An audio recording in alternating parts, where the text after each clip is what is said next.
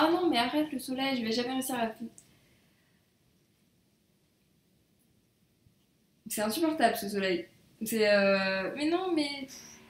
Ah, le mec qui fait les travaux en même temps.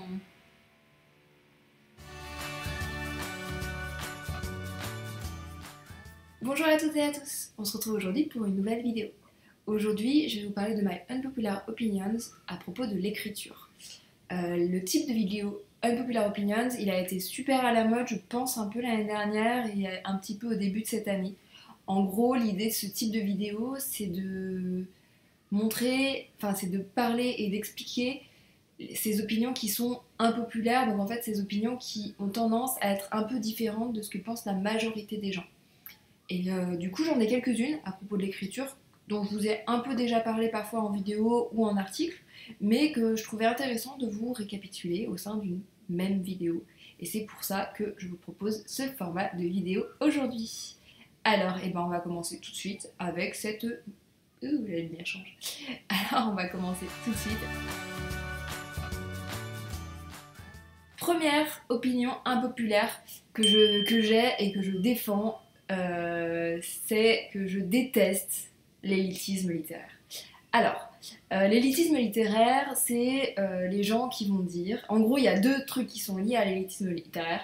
Il y a d'une part le fait de dire la littérature, c'est le hobby phare, c'est le truc qu'il faut faire absolument. Et ça m'énerve, ça m'énerve.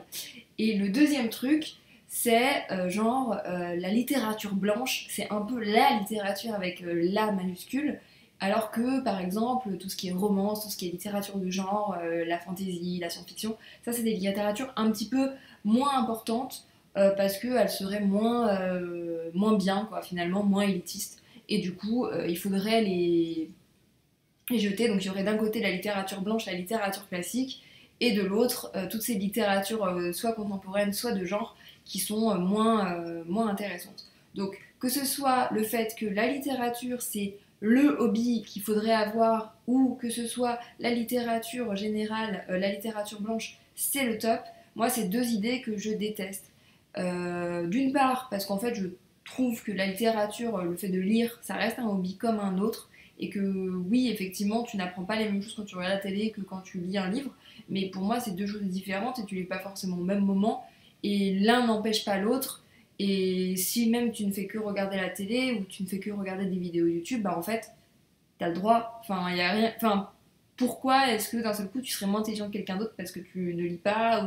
Moi, il y a des périodes où je ne lis pas et je me sens bien pour autant, et je vais reprendre l'écriture et la lecture ensuite, et ça va aller aussi, et j'ai pas l'impression que mon cerveau change de... C'est juste qu'il y a des jours où tu te sens plus à l'aise de faire l'un ou de l'autre, et ce qui serait bête, ça serait de dire ok, je ne lis jamais parce que je pars du principe que c'est une activité qui est nulle. Mais en soi, voilà, c'est comme... Enfin, c'est le fait même de refuser une activité et de supprimer une activité parce qu'elle serait pas bien, c'est bête en fait. Donc voilà, moi cet élitisme là qui consiste à dire voilà, toute personne ne lisant pas des livres est une personne absolument nulle, est pour moi complètement bizarre. Il y a ça. Et deuxième point, du coup, oui, cette littérature générale ou littérature classique qui serait la meilleure littérature et qu'il faudrait absolument exposer, bah moi je trouve ça un peu nul parce que c'est vraiment le truc qui fait que les gens n'osent pas se lancer, que ça soit dans la lecture ou dans quoi que ce soit, parce qu'en fait, si tu lis pas, t'es nul, mais si tu lis de la romance, t'es nul aussi. Donc en fait, il faudrait lire uniquement de la romance reconnue comme étant bien. C'est-à-dire que tu lis Roméo et Juliette de Shakespeare, là ça va. C'est un classique, donc c'est bien. Par contre, tu lis une romance plus basique, non, là c'est plus bien, quoi. Parce que c'est pas la bonne collection, c'est pas le bon classique, c'est pas la bonne année. La lumière est vraiment hyper changeante hein, dans cette vidéo. Il y a des max de nuages, donc j'ai le soleil dans la figure, après il n'y a plus de soleil, c'est génial. Ah oui, bah là, on en... Là c'est même plus de la surexposition, là, c'est... Le soleil il s'est dit, c'est maintenant, quoi. Je n'ai pas brillé de la journée, je ne brillerai plus de la journée, mais il faut que je brille maintenant. Donc je vais faire une petite pause en attendant qu'il se barre, et je reprendrai mes autres unpopular opinions, juste après. A few moments later. Deuxième opinion impopulaire que j'ai, il n'est pas nécessaire de protéger un roman. C'est une opinion que j'ai partagée pas plus tard que la semaine dernière dans ma précédente vidéo, que je vous remets là du coup. Clairement, pour ma part, je trouve que c'est pas forcément nécessaire de se prendre la tête avec ça, parce que c'est une procédure qui prend de l'argent, qui prend du temps, et qui finalement n'a aucun intérêt. Parce que le risque de vol est hyper faible, et parce que au final, même si quelqu'un vous vole un roman, ça sera très compliqué de lancer des procédures pour empêcher ça. Donc, ouais, je trouve que c'est un peu du temps gaspillé et de l'argent gaspillé. Mais je sais, parce que j'ai reçu justement des pouces négatifs, ce que je ne reçois jamais, donc j'ai découvert la semaine dernière que c'était quelque chose qui n'était pas forcément bien vu, apparemment, puisque effectivement, j'ai plusieurs personnes qui m'ont mis des pouces négatifs. Ça me fait penser que mettez des petits pouces positifs si vous aimez la vidéo, et abonnez-vous aussi si c'est bon. Alors, troisième opinion impopulaire que je peux avoir sur l'écriture, c'est que l'écrivain est un entrepreneur un peu comme les autres.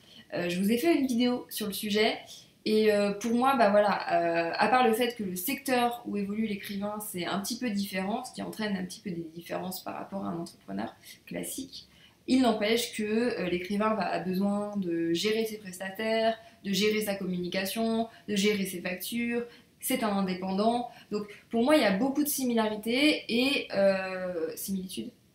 J'ai toujours un bug sur ce mot. Donc l'un ou l'autre. Et du coup, il y a beaucoup comme ça de choses qui se rapprochent entre écrivain et entrepreneur. Et pour moi, ça veut dire aussi que l'écrivain doit mener sa barque comme un entrepreneur et doit effectivement prendre des décisions qui s'imposent, c'est-à-dire réclamer des choses, c'est-à-dire s'affirmer, c'est-à-dire créer son lectorat, c'est-à-dire apprendre à comprendre les contrats et à les gérer. Enfin voilà, c'est-à-dire mener sa barque finalement comme un entrepreneur. Et bien sûr, ça peut être un peu mal vu parce que pour beaucoup, l'écrivain c'est un métier d'art. Il n'empêche que le fonctionnement se rapproche énormément de l'activité d'entrepreneur. Donc voilà. Mais je vous renvoie aussi à ma petite vidéo qui parle de ça, puisque j'ai eu l'occasion de beaucoup plus développer tout ça il y a pas très très longtemps. Quatrième opinion impopulaire que je peux avoir, l'orthographe n'est pas important pour écrire. Alors ça c'est quelque chose qui me vient parce que pendant très longtemps j'ai une copine qui était donc dyslexique et clairement ça me faisait du mal de la voir s'acharner à essayer d'écrire correctement alors que sur le principe je me disais le but c'est qu'on te comprenne, le but c'est de pouvoir t'exprimer, le fait qu'il y ait des fautes ou que des fois tu te trompes un peu sur les tours de phrase c'est pas si grave que ça et au final tu vas y passer des années à essayer de t'exprimer correctement alors que tu as certainement des messages à faire passer donc finalement pour moi le message et le contenu est plus important que la forme. Alors bien entendu, je peux comprendre que pour certaines personnes, l'orthographe, ça soit vraiment... qu'un défaut d'orthographe soit vraiment genre un manque de respect, je l'entends. Mais c'est vrai que moi, je le prends pas du tout comme ça. Des fois, c'est clair que c'est un manque de respect, mais souvent, en fait, il peut y avoir des gens qui sont tout simplement mal à l'aise avec l'écriture du français. En plus, la langue française est quand même compliquée, donc ça peut être soit effectivement des gens qui sont dyslexiques, dysphasiques, dysorthographiques, voilà. Ça peut être soit des personnes qui ne sont pas français d'origine, ça arrive. Puis ça peut être des erreurs d'inattention aussi. Donc voilà, pour moi, clairement, l'orthographe, c'est pas forcément quelque chose qui va changer ma perception. Bien sûr, si vous voulez écrire un roman demain, je vais vous dire, faites-vous relire, faites-vous corriger au moment de publier votre roman. Bien entendu. Je vais pas vous dire, non, c'est pas grave, t'envoies ton roman comme ça et puis tu vois ce qui se passe. Non, bien entendu, l'orthographe est importante au moment de publier parce que du coup, c'est le moment où le produit est terminé. Mais au moment d'écrire, au moment de s'exprimer, au même moment de poster sur un blog, pour moi, l'orthographe est pas forcément hyper important. Disons que j'arrive à passer outre et j'arrive à ne pas juger la personne du fait de son orthographe. C'est pas parce que quelqu'un fait des fautes d'orthographe que je me dis automatiquement c'est quelqu'un d'irrespectueux ou c'est quelqu'un qui est nul. J'essaye d'aller au-delà de ça parce que je me dis qu'il y a d'autres choses de sa personnalité, qu'il y a certainement d'autres choses à voir. Le contenu en premier, mais j'essaye de pas m'arrêter au fait que la forme soit pas propre et j'essaye de me concentrer sur le contenu. Et j'avais fait un article là-dessus. Tous les articles, vidéos, machin, je vous remets tout en barre d'infos comme d'habitude. Mais ouais, j'avais fait un article là-dessus qui, pareil, avait pas mal été commenté et on m'avait dit, mais si, l'orthographe c'est super important. Voilà, moi c'est pas forcément une opinion que je partage. Donc voilà, ça fait partie de mes unpopular opinions. Et il y a le soleil qui revient à fond. Ah, il va repartir tout de suite. Cinquième unpopular opinion que j'ai, en écriture, il n'y a pas de règles. Alors ça peut être... En fait, ça va vous paraître pas forcément impopulaire, c'est juste que depuis 5 ans, presque 6, je fais des articles d'écriture et je donne des conseils d'écriture quand même sur mon blog. Et du coup, ça peut paraître étonnant pour quelqu'un qui dit voilà, voici des conseils, utilisez-les et tout, de dire ah non, mais en fait, il n'y a pas de règles, en fait, démerdez-vous. Voilà. Donc, c'est sûr que c'est un peu bizarre de penser ça, mais c'est pour ça qu'en fait, j'essaye de tourner tous mes articles en mode voici des outils, voici des solutions, voici des moyens.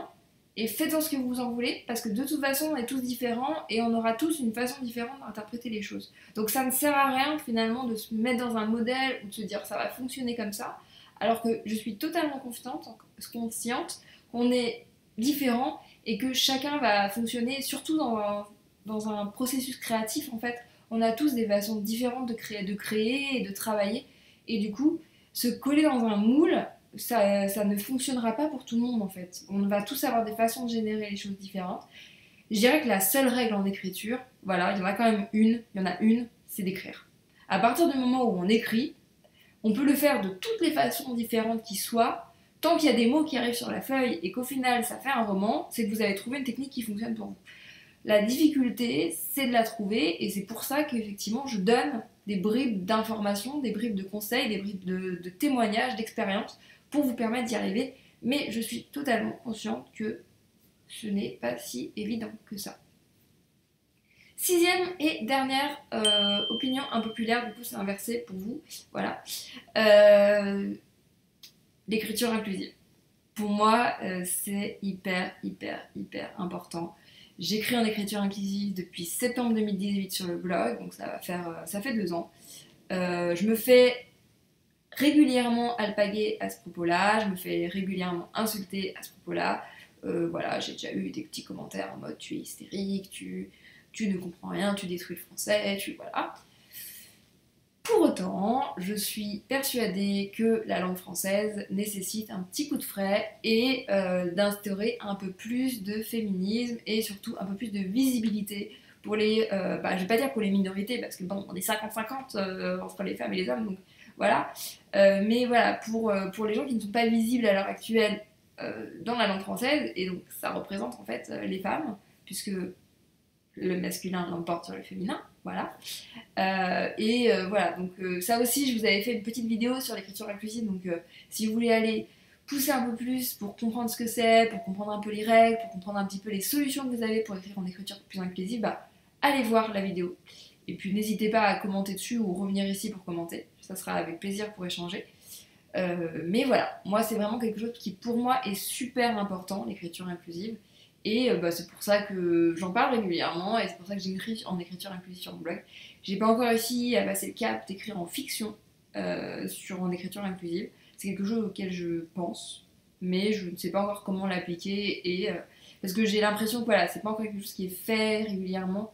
Donc voilà, j'essaye de faire attention à utiliser un petit peu, mais par exemple le point milieu, le fameux, je ne l'utilise pas encore dans mes fictions. Ça sera peut-être un jour quelque chose que je ferai.